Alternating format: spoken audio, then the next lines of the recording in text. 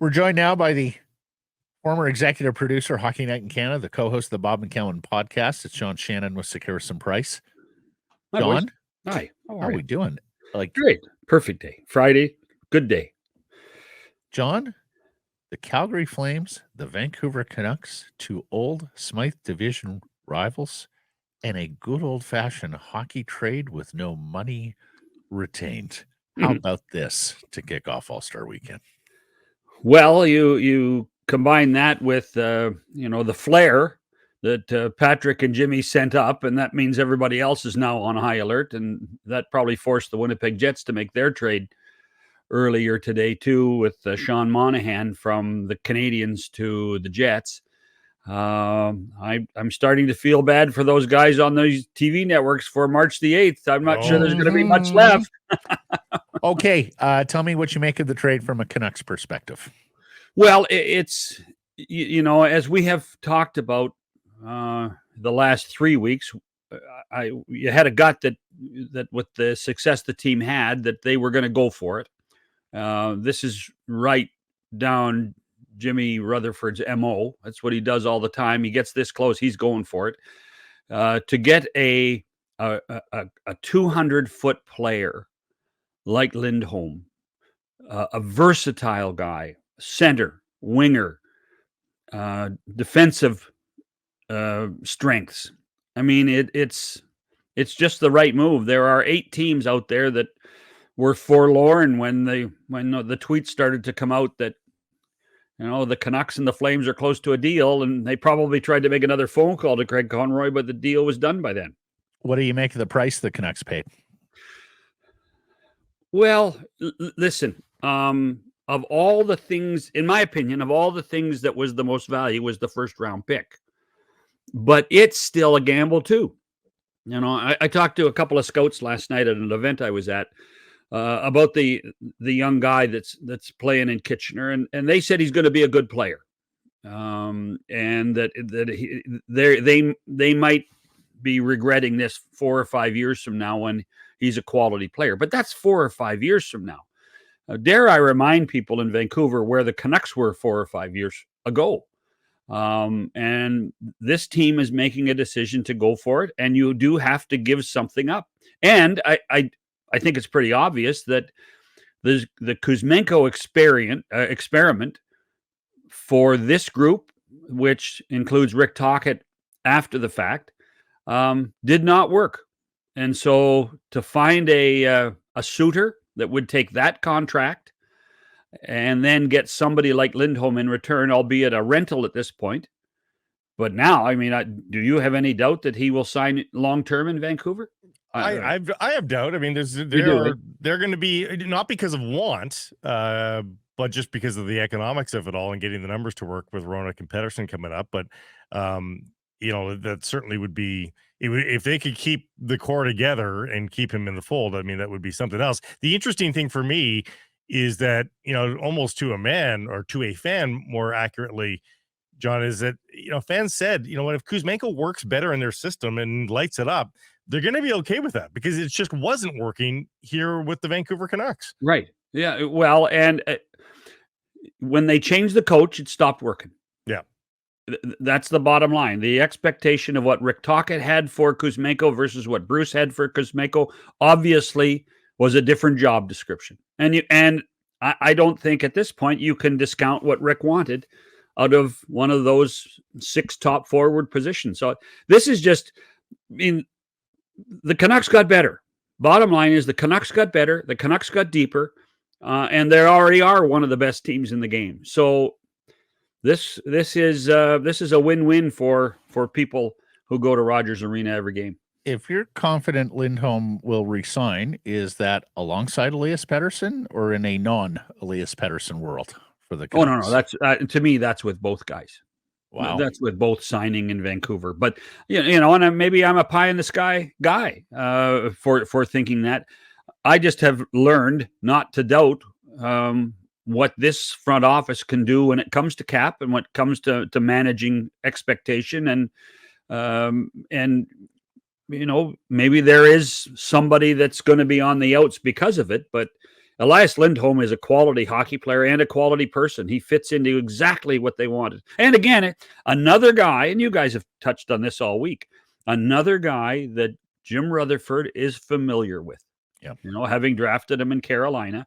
So it's amazing the institutional knowledge that seems to come back all the time, whether it's the Casey DeSmiths, the Teddy Blugers, the Ian Coles, everybody that Rutherford has touched at some point in his career. And the coach is one of those guys, and now Elias Lindholm is one of those guys as well. Let's take them at face value. They say they want to evaluate the team over the next little while before they make any other changes. Let's assume that that's exactly where they're at right now. Yeah. What if they continue to be the best team in the league over the next couple of weeks? Are they going to show the restraint of just adding depth pieces around the perimeter, or do you think there's one more substantial trade for the Vancouver Canucks, because that will even give them more evidence, bigger sample size, that this is a team worth investing in and worth going even more all in? Well, I think reading between the lines, Blake, you're asking me if they're going to go get Chris Tanev. Or the like. I mean, there's other options, but certainly he'd be the easiest one to pencil in. Well, deduced. And I mean, is that do they need another forward? Do they need a depth forward? I don't think so now. But they didn't actually improve their depth of the forward in the forward system. They didn't. They replaced. So that becomes the question. And I do think at some point you have to, when you look at where the defense is Soucy going to be able to deliver what Soucy's supposed to at a certain point? I mean, can he stay out of the infirmary more than anything else, I think? But then I think you have to ask that question. I had this conversation with a general manager last week, and they said, "What do you think of Chris Tanev?" I said, "Great if he's healthy." And do you run that risk? He's a very good player. We all know the numbers in both Vancouver and Calgary. When he plays, the team plays much better. But to stay healthy, and the games, and Jimmy Rutherford was pretty cryptic all week in some of the stuff I heard. When he says, the games are getting tougher now. Mm-hmm. They'll get tougher between now, and so that means that commitment to play, blocking shots, physical play is going to get tougher. And can Chris live through that? That would be the biggest risk of anybody trying to acquire Chris Tanev, is can he stay healthy? He's had a nice run, but you're right. Playing games with consequence when it matters, they're that much rougher. It's that much, and you're that much more inclined to lay yourself on the line because the game means that much more. And this is not a criticism. This is a reality of the way he plays the game. Mm-hmm. So certainly you want him. Yeah, I'd take Chris Tanev too. Well, at what price? And then can he stay healthy? And those are things. That last one is such an intangible. If this team is cruising at the top of the Pacific and they can take it easy, that's not going to be the case, because darn well that Colorado and Dallas and now Winnipeg, I think, are going to be fighting for first spot in the conference. So from that perspective, you do have to gauge his value and the cost if he can stay healthy. LeBron says it's going to take a second and a prospect, which I suspect is a B-level prospect for Tanev. Is that it really, and Pierre would have a pretty good contact with the guys in Calgary to say that that's the price. But at the same time, how many suitors? And right now Craig Conroy's on a pretty good high with what he got out of Vancouver. If there's 3 teams that are expressing interest in Chris Tanev, then that actually might go up this point. Yeah. Well, and there's been other reports that 9 or 10 teams that are in on Tanev, including a team like the Ottawa Senators, who are looking at acquiring him, re-signing him, and making him a veteran leader for what they hope is a Stanley Cup playoff run next season. Okay. Let's just say playoff run. Okay. Because the moment you put the word Stanley Cup in, people are going to go thinking 4th round, not first round. We got to get Ottawa to the first round. Let's get them to the playoffs. Well, that's what I've always said about the Canucks.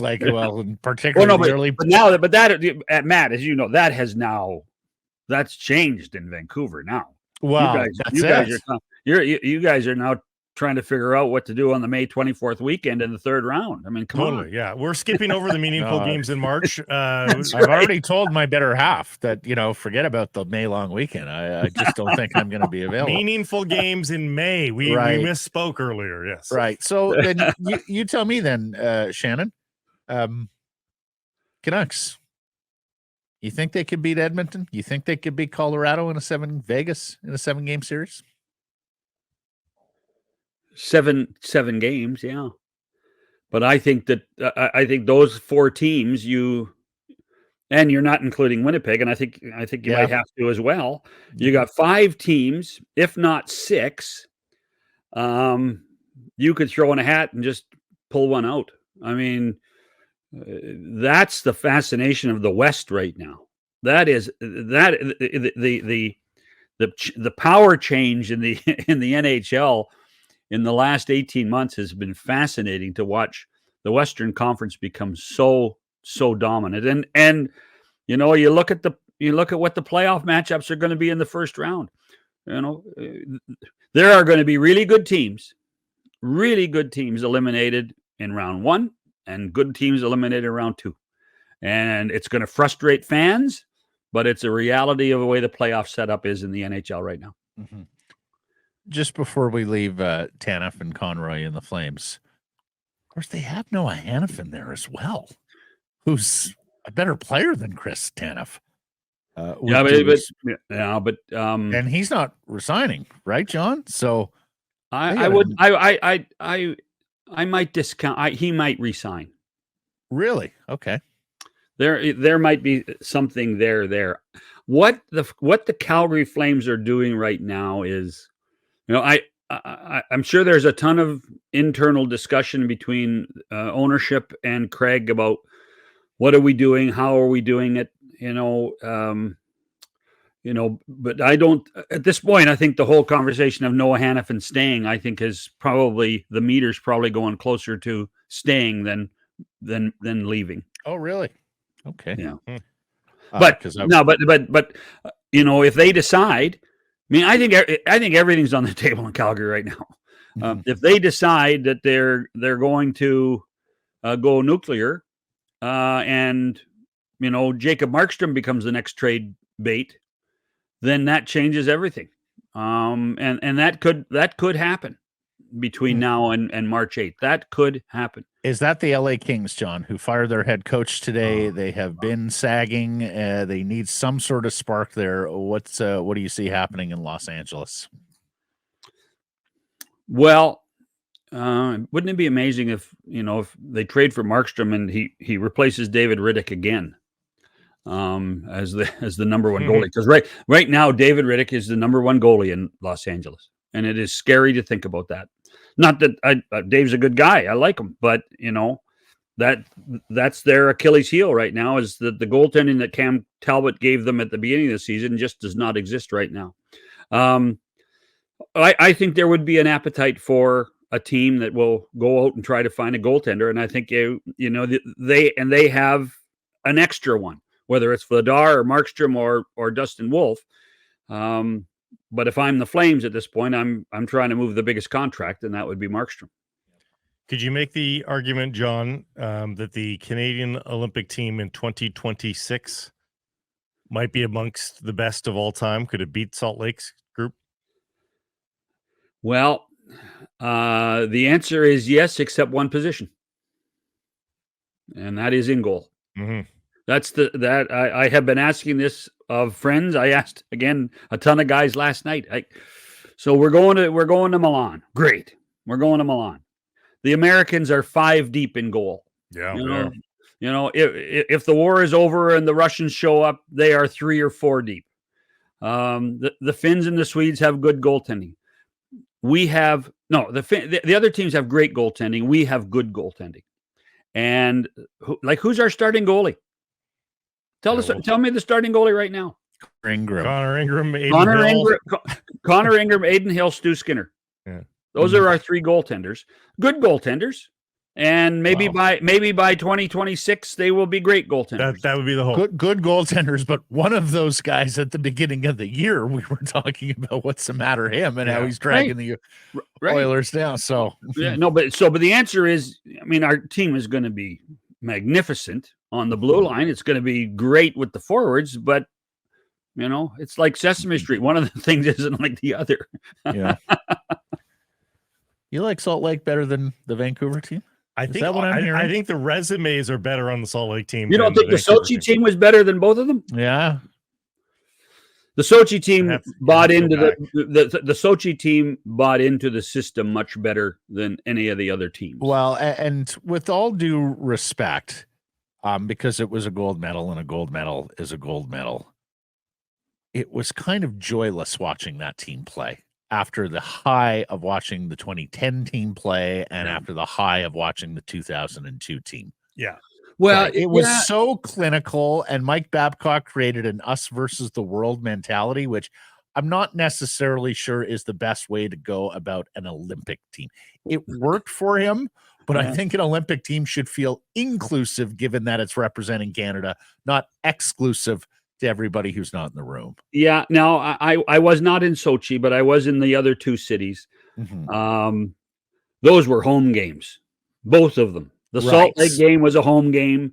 Right. I mean, it was wild. There are 11,000 people in that East Center where it was 99, even though it was the Americans, there were more Canadians in the rink than there were Americans. It was like being at a regular Canadian arena. And of course, in Vancouver was nuts.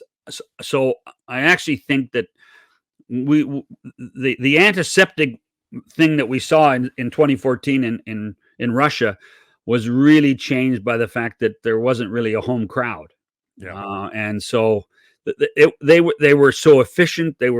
Carey Price was just electric. And let's also remember, we were close to the gold medal, being a little tighter when Nick Backstrom got suspended for using a Sudafed the day before the game and failed his drug test. So it would have been a tighter game than we had in 2000 and in the other games if 2014 was that way. But I actually think the 14 team was better, but it's difficult to discount how good 2010 was.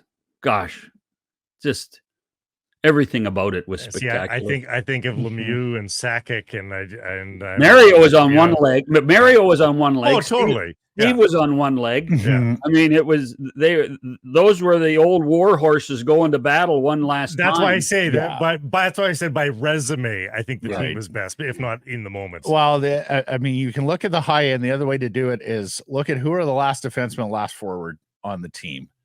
02, your last defense. I know it's your neighbor, but Eric Brewer and Simone Gagne was probably the last forward on that team. Jay Bouwmeester and Chris Kunitz in Sochi. And of course, Kunitz had the Crosby connection, right? Yep. And then the 2010 team. Wow. I mean, I think Dan Boyle's the last defenseman on the team.